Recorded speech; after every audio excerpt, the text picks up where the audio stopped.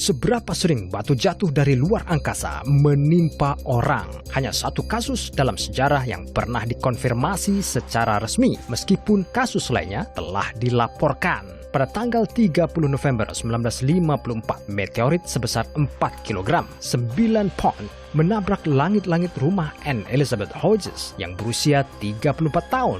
Batu itu memantul dari radio dan mengenai paha wanita malang itu, meninggalkan memar yang sangat besar. Meteorit sekecil itu menabrak seseorang, hal seperti ini bisa saja diabaikan. Tetapi ini terjadi. Bagaimana jika sesuatu yang lebih besar jatuh ke bumi? Misalnya asteroid terbesar di tata surya. Para ilmuwan memperkirakan bahwa sekarang ada beberapa ratus juta asteroid berukuran 1 meter, 3,3 kaki atau lebih di orbit bumi. Setiap hari sekitar 100 ton berupa butiran-butiran kecil pasir dan batu-batu kecil menembus atmosfer bumi dan terbakar, meninggalkan jejak yang terang. Sekitar 30 asteroid dengan massa total hingga 2000 ton terbang langsung menuju atmosfer bumi setiap tahun. Terkadang pecahannya jatuh ke permukaan bumi dalam bentuk meteorit. Meteorit yang lebih terlihat lebih besar dari 20 meter, 65,6 kaki, jatuh ke bumi tidak lebih dari 2 kali setiap 100 tahun. Yang terakhir terjadi di Chelyabinsk di Rusia pada 2013. Setiap 1000 tahun sekali, objek seperti meteorit Tunguska yang berukuran sekitar 75 meter 246 kaki mencapai permukaan bumi. Asteroid berukuran lebih dari 100 meter 328 kaki mendarat di sini, bahkan lebih jarang sekali setiap beberapa ribu tahun. Asteroid paling besar yang dimensinya melebihi kilometer, mil, jatuh di planet kita sekitar 100 juta tahun sekali.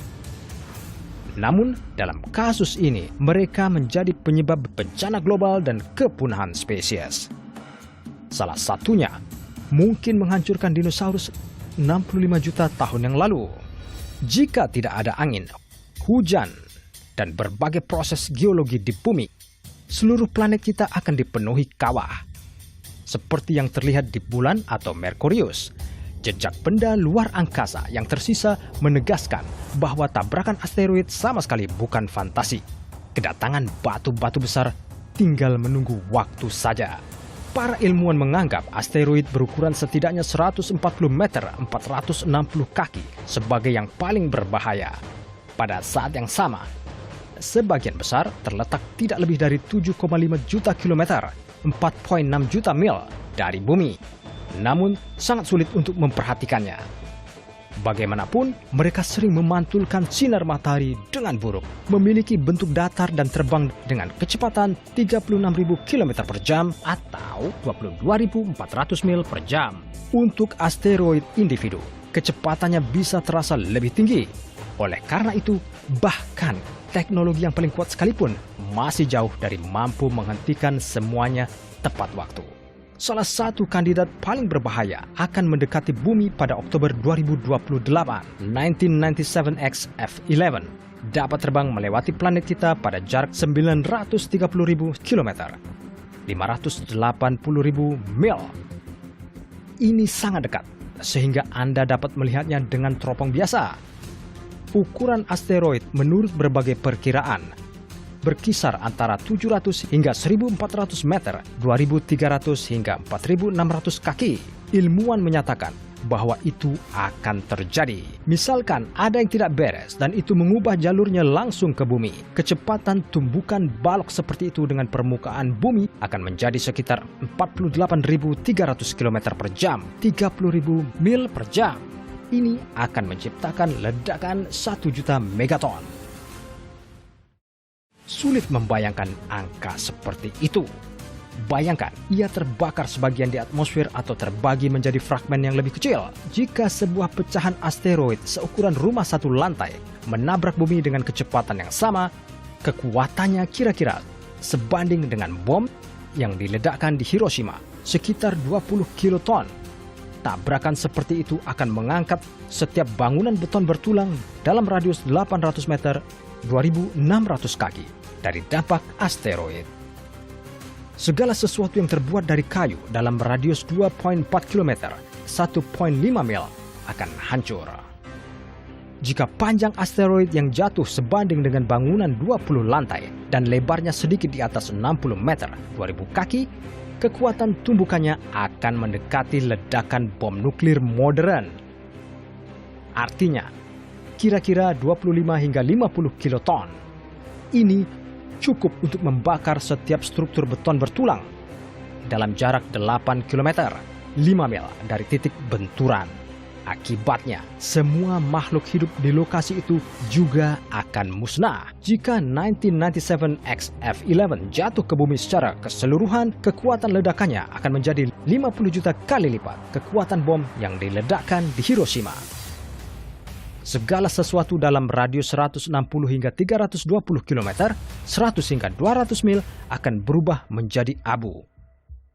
Jika episentrumnya misalnya di New York City, maka dari Boston ke Washington DC tidak akan ada satupun sedikit bentuk kehidupan yang tersisa dengan pengecualian bakteri super resisten. Ledakan tersebut akan menimbulkan sejumlah besar debu ke atmosfer, membentuk awan yang akan menghalangi sinar matahari dari permukaan bumi. Karenanya, siapapun yang selamat kemungkinan besar akan mati karena cuaca dingin yang tiba-tiba. Jika asteroid seperti itu menghantam lautan, ia akan menciptakan gelombang besar setinggi lebih dari 30 meter, 100 kaki yang akan menghanyutkan segala sesuatu di pantai terdekat. Asteroid ini hanyalah satu dari sedikit objek berpotensi berbahaya yang dapat menghancurkan kehidupan di bumi. Yang terbesar dan paling berbahaya adalah Ceres. Pada tahun 2006, para ilmuwan mengubah statusnya dari asteroid menjadi planet kerdil. Ceres memiliki diameter sekitar 945 km, 587 mil. Karyawan Discovery Channel membuat animasi yang menunjukkan efek tabrakan antara bumi dan Ceres. Menurut video mereka, pertama, bayangan objek yang akan datang akan menghalangi area bumi yang cukup luas dari sinar matahari. Saat mencapai atmosfer, asteroid tersebut akan mulai terbakar. Kemudian, Ceres akan menembus jauh ke dalam planet, menciptakan tsunami yang sangat besar. Kekuatan tabrakan akan begitu kuat sehingga pecahan planet kita akan terbang langsung ke luar angkasa. Tapi, mereka tidak akan bertahan lama di sana. Fragmen batu yang dihasilkan akan menghujani setiap area di planet kita. Pegunungan Himalaya, termasuk puncak Everest, akan terbakar habis dan berubah menjadi dataran. Tidak mungkin ada orang yang bisa bertahan hidup di bumi setelah dampak seperti itu. Untungnya, dalam waktu dekat, bentrokan dengan Ceres tidak mungkin terjadi. Namun, eksperimen hipotetis ini menunjukkan betapa rapuhnya dan rentannya kehidupan di bumi. Menurut ilmuwan dari NASA, untuk menghancurkan semua kehidupan di planet ini, asteroid sepanjang 10 km, 6,2 mil sudah cukup. Artinya, hampir 95 kali lebih kecil dari Ceres. Karena tabrakan dengan asteroid besar akan terjadi cepat atau lambat, para peneliti secara teratur mencari cara untuk menghindari bencana tersebut.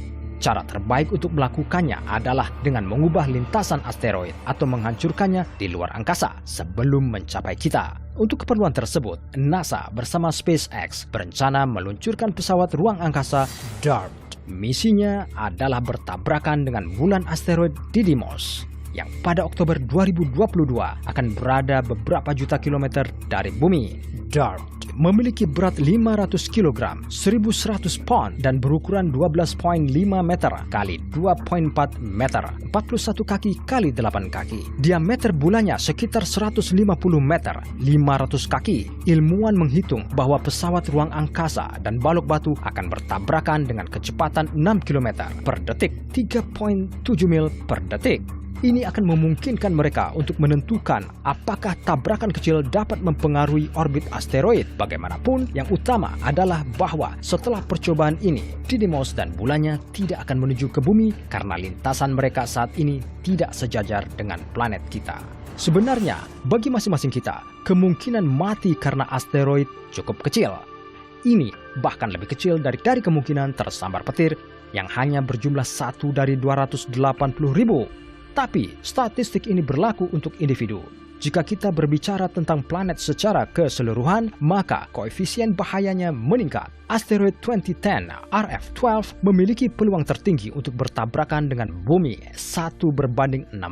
Ia bisa datang dalam jarak 8.700 hingga 15.000 km, 5.400 hingga 9.300 mil dari bumi, dan pada tahun 2095 bahkan dapat menabrak planet kita. Untungnya, itu tidak cukup besar untuk menyebabkan bencana alam global. Namun, masih banyak batu besar lainnya di luar angkasa yang terbang melewati bumi dalam jarak yang sangat dekat. Menurut Anda, apakah teknologi dapat melindungi kita sepenuhnya dari benturan di masa depan?